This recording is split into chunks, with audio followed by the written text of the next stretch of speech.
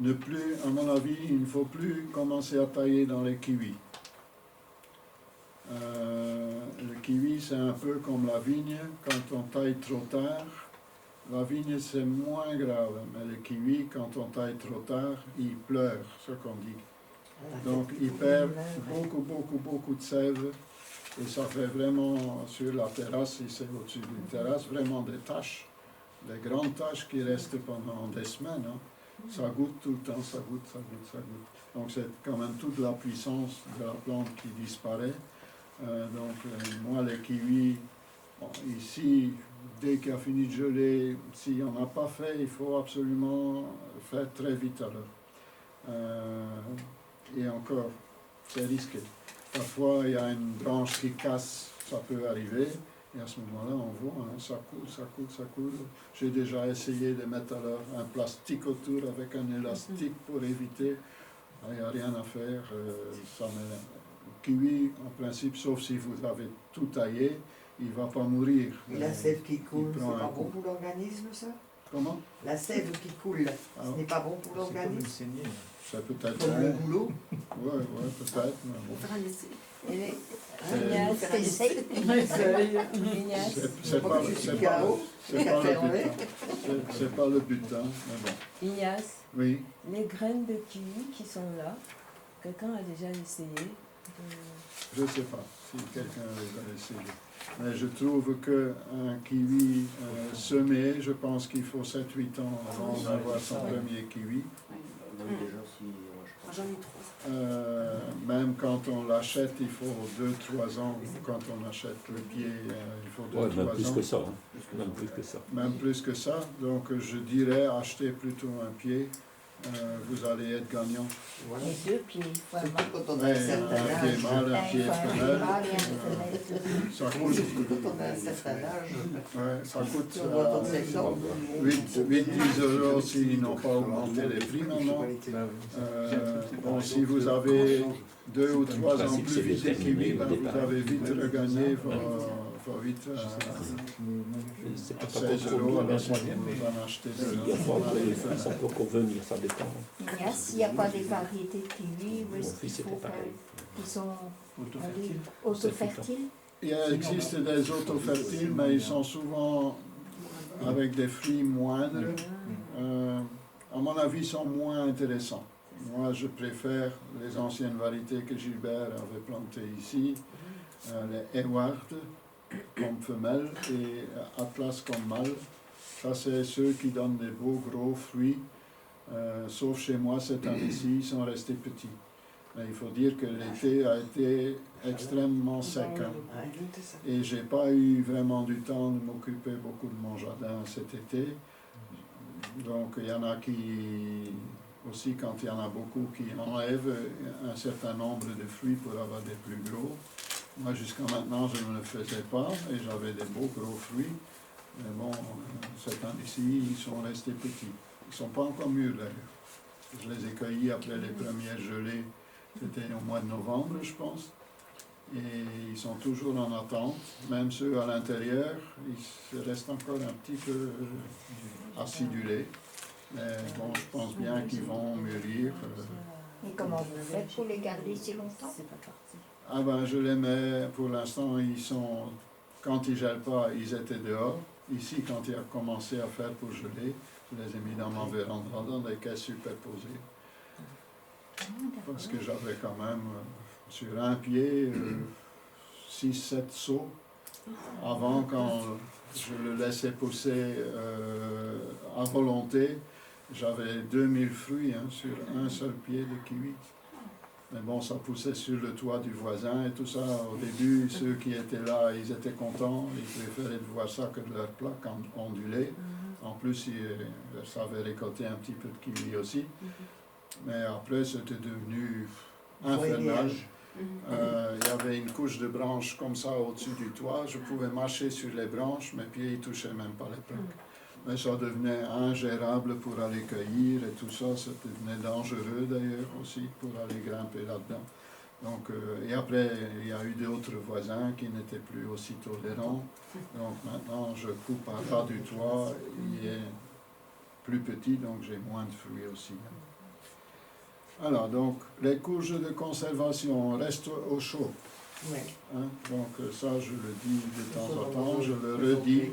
Hein? Il ne faut pas penser que vous avez une courge qu'elle va conserver mieux dans une pièce froide d'un garage, je ne sais pas. C'est mieux dans la maison à 20 degrés qu'à 10 ou moins. Hein? De toute façon, une courge gèle aussi. Oui. C'est beaucoup trop tôt pour semer des courges et des tomates. Ah oui, c'est le mois d'avril. Mais je le dis chaque année, et chaque année, au mois de février, il y a des gens qui disent ben, les tomates sont belles, hein, bon, après qu'est-ce qu'on va en faire? Ça pousse tellement vite Ouais. que. Les tomates, ça va. Et les courges aussi, hein. Ça. Bon, les tomates, c'est fin février, c'est très tôt. C'est pour vraiment quelqu'un qui a les possibilités ou des régions peut-être un peu plus chaudes que par ici. Hein, mais qui a une serre qui est un petit peu chauffée ou qui se débrouille avec une couche chaude dans la serre ou je ne sais pas comment. Mais bon, c'est le mois de mars, c'est l'idéal. Si c'est vraiment pour mettre dehors, qu'on n'a pas une serre et tout ça, même le 15 mars, entre le 15 et le 30 mars, c'est encore suffisamment tôt de faire ça. Sinon, ça prend un temps fou et ça rate la plupart du temps. Alors, en serre, on peut éventuellement commencer à semer des carottes courtes et des carottes à forcer. Bon, c'est souvent des petits bouts, hein. Mais bon, celui qui veut vraiment avoir un petit peu de carottes hâtives. Et là, il faut regarder dans le catalogue, je n'ai pas noté les numéros. Les radis de 18 jours, éventuellement en serre, les goudries aussi, mais actuellement les semences ne sont pas encore là. Donc, mais bon, fin du mois, début février, je suppose qu'ils vont être là, ça sera encore le moment de faire. Les navets à forcer éventuellement, et là j'ai vu qu'on n'a plus qu'une variété que j'ai trouvée, 108 035, c'est White Eggs, donc c'est œufs blancs, donc c'est des tout blancs en fait, et ils sont là, ils viennent d'arriver, c'est des nouvelles semences que je viens de mettre jeudi passé dans la boîte. Voilà, ça c'est de ce qu'il faut peut-être faire. Maintenant, un petit peu de théorie, on est en hiver, donc il y a encore moins de choses à expliquer, à faire. C'est un rappel, mais c'est un rappel, je trouve que c'est toujours intéressant de faire des rappels, parce que même moi, en relisant mes notes, j'ai réappris des choses que j'y pensais plus. Donc, bon, j'ai déjà parlé pas mal sur les Paillage. paillage et tout ça, les composts, etc. Hein, maintenant, un petit peu la fertilisation. Hein, en permaculture, on enrichit le sol en permanence. Donc, il est toujours nourri justement par les paillages, par les composts, etc. Et comme ça, le sol, il reste vivant. Et il reste plein d'humus. Concentre aussi un petit peu l'eau, donc reste plus humide. Avec la couche encore au-dessus, garde l'eau. Donc ça c'est un petit peu répéter ce que j'ai dit les mois passés. Les éléments les plus importants sont l'azote, le phosphate, je ne sais pas pourquoi, le phosphore, oui, c'est ça que j'ai noté, et le potassium. Donc si on achète des engrais, qui sont de préférence quand même à base de produits organiques. Hein. On a parfois ou souvent le NPK, donc le N c'est l'azote, le phosphore c'est le P et la potasse c'est le K. Hein. En plus, les plantes ont besoin de calcium, donc de la chaux, du magnésium, du fer, du soufre, des oligo-éléments de toutes sortes, du bore, du cuivre, du cobalt, du sodium, du nickel, du iode, tu vas dire où est-ce que je vais aller chercher tout ça? Ben, c'est tout simple, ça se trouve déjà dans les plantes que vous recyclez sur place. Et dans les coquilles d'œufs, le calcium. Comment? Les coquilles d'œufs, le calcium. Oui, oui, il y a beaucoup de choses où on sait retrouver le calcium, mais bon, dans les plantes surtout aussi. Les coquilles d'œufs ne contiennent pas que du calcium, contiennent aussi énormément d'oligo-éléments. C'est un élément très important. Donc, quand on plante les tomates, par exemple, si on a des coquilles d'œufs séchées, on les broie et on peut le mettre aussi en entier, mais ils vont mettre très longtemps à se dissoudre, donc à être efficace, mais un petit peu moulu. Si on a encore un ancien petit moulin à café ou quelque chose comme ça se broie très facilement, très rapide, éventuellement dans le broyeur, mais là on aura des plus gros morceaux quand même. Donc ça c'est une bonne chose à récupérer, ne jetez jamais vos coquilles d'œufs. Donc tout ça, on les trouve déjà dans les plantes qu'on va recycler. Chaque plante a plus ou moins de ses composants.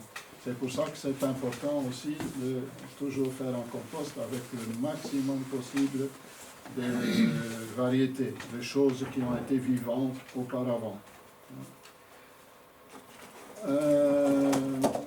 Ignace, Oui. c'est alors les mauvaises herbes qu'on enlève alors?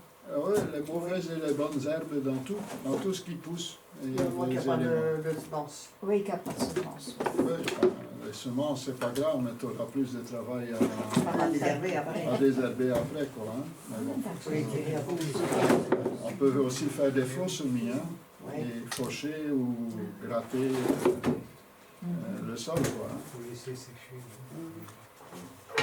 Donc, toutes ces matières organiques vont être transformées et vont donner des nutriments aux plantes assimilables, hein, donc que les plantes pourront prendre et à la demande de la plante. Si on donne des engrais chimiques, la plante elle est gavée, donc c'est pas le même procédé. Ça va plus vite, on a des résultats peut-être plus rapides, mais nocif quelque part, parce qu'on va aussi détruire, si on parle de travail avec la chimie, on va détruire beaucoup d'êtres vivants qui sont indispensables dans le sol. Hein, donc c'est pas indiqué. C'est pour faire pousser des plantes et manger des choses qui ne contiennent plus ce qu'il faut.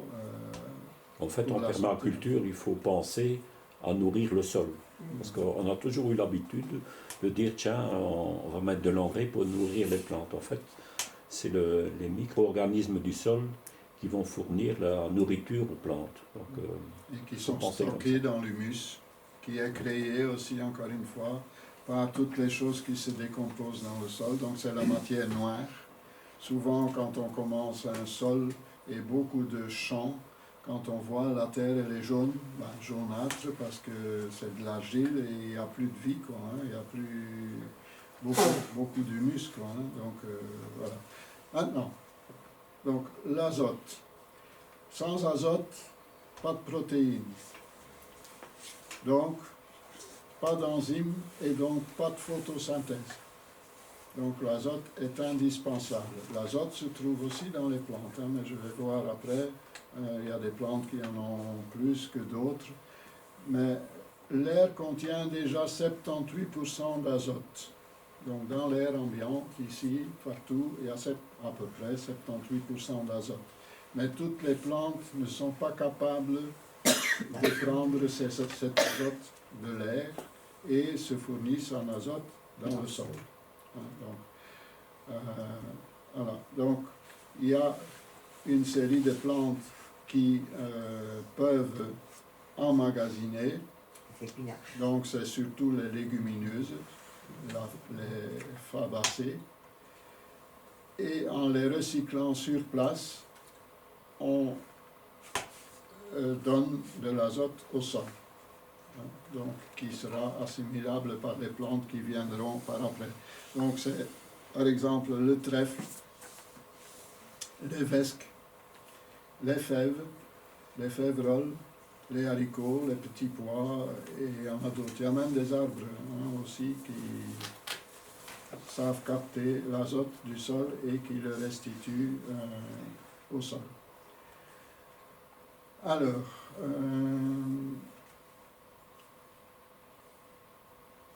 donc la plupart des plantes ne savent pas extraire l'azote du sol et les micro-organismes dégradent les matières organiques en NO3, donc en nitrate, et en ammonium, le NH4, qui fabriquent et qui donnent l'azote alors aux plantes. Donc c'est vraiment quelque chose qui se fait naturellement en se dégradant tout ce qui a été vivant, que l'azote y arrive. Bien sûr, certaines plantes vont peut-être en donner plus que d'autres, encore une fois, mélanger le plus possible, c'est toujours intéressant. Trop d'azote peut être très néfaste. Donc si par exemple dans l'azote on peut avoir la poudre de sang, ça contient énormément d'azote, là on va avoir des plantes qui vont être molles, qui vont être très vite attaquées par les maladies à champignons surtout, et les pucerons, et qui vont filer. Voilà, ça il faut savoir. Un manque d'azote, c'est une plante chétive, donc ça pousse pas bien, c'est souvent jaune, ça va pas. Donc à ce moment-là, il faudrait donner par exemple un purin d'ortie qui contient pas mal d'azote, et ça c'est surtout aux plantes jeunes. Une fois qu'elles sont plus grandes, elles sont déjà implantées plus profondément, elles trouveront peut-être davantage de choses qui leur conviennent. Donc, trop d'azote, c'est des plantes molles, des plantes folles, je veux dire, qui sont vite malades. Par exemple, si vous mettez beaucoup d'azote aux arbres fruitiers, vous allez avoir énormément de pucerons et vous allez avoir des maladies. Donc un arbre fruitier avec un simple paillage, avec toutes sortes de mélanges, sera suffisant. Il ne faudra pas rajouter quelque chose pour le faire pousser. Le phosphore. Le phosphore, il favorise la croissance et surtout des jeunes plantes. Ils ont besoin de phosphore, on dit parfois phosphate. Ce sont les mycorhizes. Les mycorhizes, ce sont les champignons du sol qui vont libérer le phosphore pour qu'il soit assimilable par les plantes. Par exemple, en cultivant la moutarde blanche, encore une fois le trèfle, le lupin et les consoudes vont en donner, entre autres. La poudre d'os, ça c'est le plus facile, mais il faut l'acheter. Parce qu'on a quand même pas mal de phosphore, de phosphate. Il existe des superphosphates, des mines, etc. Bon, c'est pas très intéressant parce que déjà il y a énormément de polluants pour les transports, parce que ça on ne trouve pas par ici déjà. Ça sera lessivé par les pluies, ça va se trouver dans les eaux souterraines qui vont devenir notre eau potable, donc c'est pas très intéressant. Ça va donner dans les rivières, et à l'époque quand on mettait beaucoup de phosphate dans les poudres à lessiver, on avait tous les petits ruisseaux qui étaient tout verts, tout plein d'algues. Ça c'était la faute des phosphates et des superphosphates, surtout dans les lessives. Maintenant je pense que c'est interdit de mettre ça dedans. Voilà, mais il y a eu une période, je sais quand j'étais plus jeune, que les fermiers ils trouvaient aberrant que les fossés et tout ça, c'était toujours plein d'algues vertes. Mais c'est ça. Et tout ça va dans les nappes phréatiques et ça pollue en fait.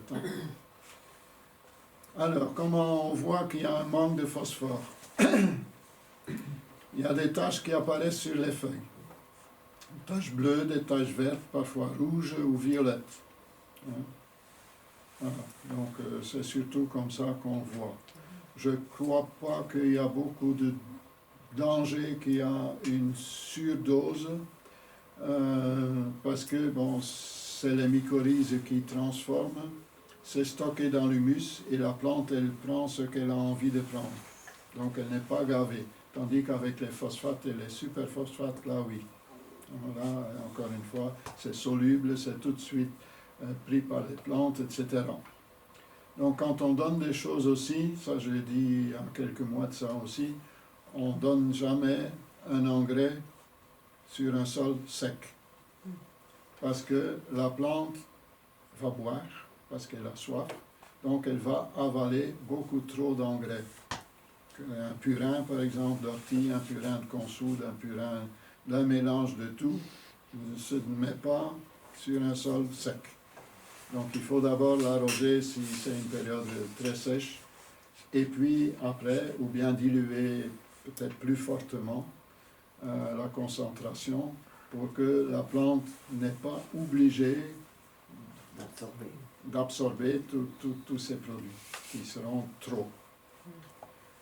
Maintenant, la troisième chose, des trois plus importants, il y en a d'autres qui sont le magnésium et tout ça sont très importants aussi.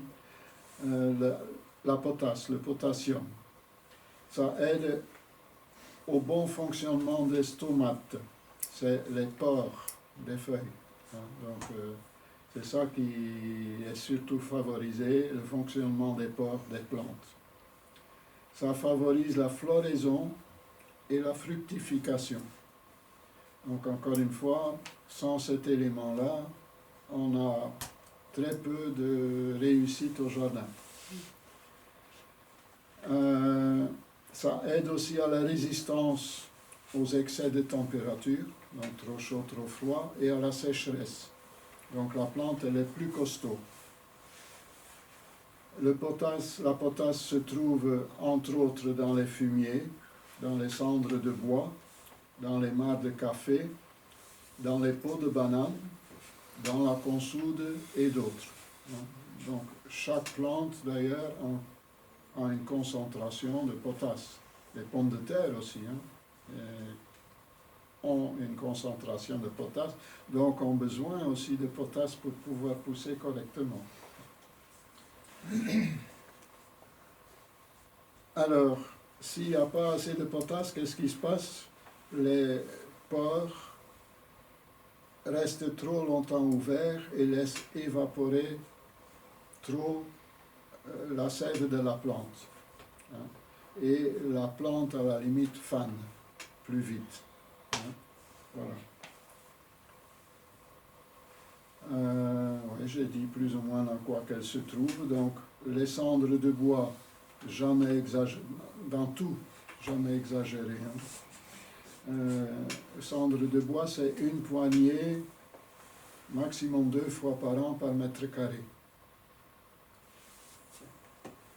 Les peaux de banane, il y en a qui les coupent en morceaux, qui les font tremper dans l'eau, et c'est souvent utilisé alors pour arroser les plantes intérieures éventuellement, mais ça peut très bien convenir aussi, par exemple pour les tomates, etc. On peut les couper aussi en morceaux et les enterrer aux alentours du trou de plantation. Ils vont se décomposer, la plante elle va aller puiser alors dans la terre autour d'elle et comme les coquilles d'œufs, etc., peut très bien convenir pour ça.